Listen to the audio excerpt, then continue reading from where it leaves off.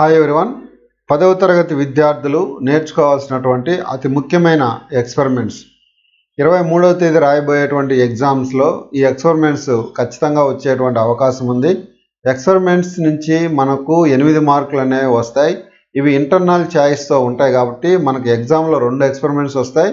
ఒక ఎక్స్పెరిమెంట్ని మాత్రమే మనం రాయాల్సి ఉంటుంది. ఎక్స్పెక్టెడ్ ఎక్స్పెరిమెంట్స్ ఏంటనేది మనం ఈ వీడియోలో తెలుసుకుందాం. మొదటిది ఫస్ట్ లెసన్ నుంచి carbon dioxide is necessary for photosynthesis. ఈ ఎక్స్పెరిమెంట్నే మోల్స్ హాఫ్ లీఫ్ ఎక్స్పెరిమెంట్ అని కూడా అంటాం. ఈ ఎక్స్పెరిమెంట్ అనేది ఎక్కువ సార్లు రిపీటెడ్గా ఎగ్జామ్లో వచ్చింది కాబట్టి ఇది వచ్చేటువంటి అవకాశము చాలా ఎక్కువ. కాబట్టి ఈ ఎక్స్పెరిమెంట్ని విద్యార్థులు నేర్చుకోగలరు. అలాగే నెక్స్ట్ ఈ లెసన్లో రాదగినటువంటి ఎక్స్పెరిమెంట్ ఏంటి అంటే oxygen is produced during photosynthesis in the presence of light అనే ఈ ఎక్స్పెరిమెంట్ కూడా దీన్నే hydrilla experiment are elodea experiment అని కూడా అంటాం. ఫస్ట్ లెసన్ నుంచి ఎక్స్పెరిమెంట్స్ కానీ వస్తే ఈ 2 ఎక్స్పెరిమెంట్స్లో ఒక ఎక్స్పెరిమెంట్ అనేది ఖచ్చితంగా వస్తుంది. కాబట్టి ఈ రెండింటిని మనం చాలా జాగ్రత్తగా నేర్చుకున్నట్లయితే చాలా తొందరగా కూడా రాసేటువంటి అవకాశం ఉంటుంది. నెక్స్ట్ మనం సెకండ్ లెసన్లో మనం నేర్చుకోవాల్సినటువంటి ఎక్స్పెరిమెంట్ కానీ చూసినట్లయితే ఈ సెకండ్ లెసన్ నుంచి ఇంపార్టెంట్గా మనకు 2 ఎక్స్పెరిమెంట్స్ ఉన్నాయి. ఆ 2 ఎక్స్పెరిమెంట్స్ ఏంటనేది మనం ఇప్పుడు చూద్దాం. ఈజియెస్ట్ ఎక్స్పెరిమెంట్స్ ఈ 2 కూడా ఎవాల్వ్డ్ CO2 ఇన్ రెస్పిరేషన్ అనేటువంటి ఎక్స్పెరిమెంట్, అలాగే హీట్ ఎవాల్వ్డ్ డ్యూరింగ్ రెస్పిరేషన్ అనేటువంటి ఎక్స్పెరిమెంట్. ఈ 2 ఎక్స్పెరిమెంట్స్లో ఏదో ఒక ఎక్స్పెరిమెంట్ని మనకు ఎగ్జామ్లో తరచుగా అడుగుతుంటారు కాబట్టి ఈ రెండింటిని ఈ లెసన్ నుంచి మనం నేర్చుకోవాల్సి ఉంటుంది. అలాగే ఈ లెసన్లో ఇంకొక ఎక్స్పెరిమెంట్ను కూడా అప్పుడప్పుడు అడుగుతూ ఉండడం జరుగుతుంది.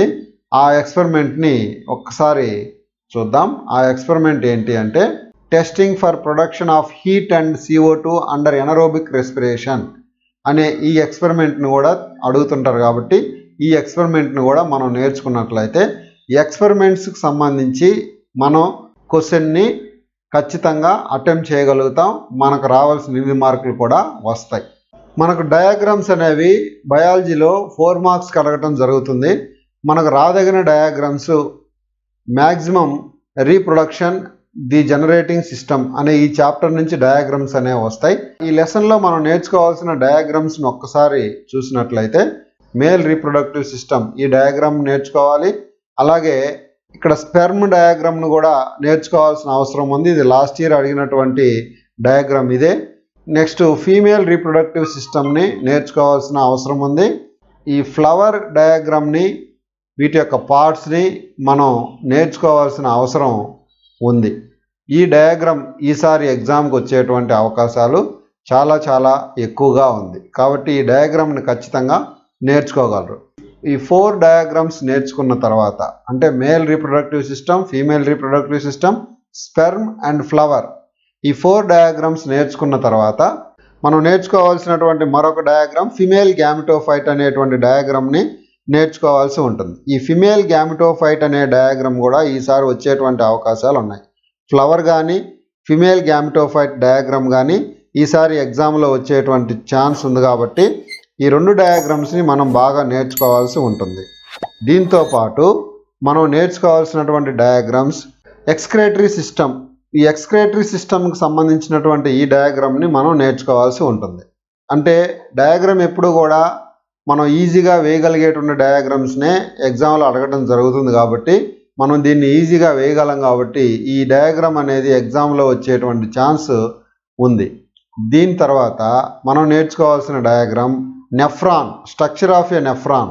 ఈ structure of a nephron diagram is important. అలాగే internal structure of kidney diagram కూడా అడిగేటువంటి అవకాశం ఉంది. వీటితో పాటు నేర్చుకోవాల్సిన మరొక డయాగ్రామ్ ఉంది. అది ఇక్కడ కనిపిస్తున్నటువంటి నర్వ్ సెల్. ఈ నర్వ్ సెల్ డయాగ్రామ్ కూడా వెరీ ఇంపార్టెంట్. కనుక ఈ డయాగ్రామ్స్ని మనం నేర్చుకున్నట్లయితే మనం 4 మార్కుల్ని పొందేటువంటి ఛాన్స్ అయితే ఎక్కువగా ఉంది. దీని తర్వాత మనం చదవాల్సినటువంటి 8 మార్క్స్ క్వశ్చన్స్ను గురించి నెక్స్ట్ వీడియోలో తెలుసుకుందాం.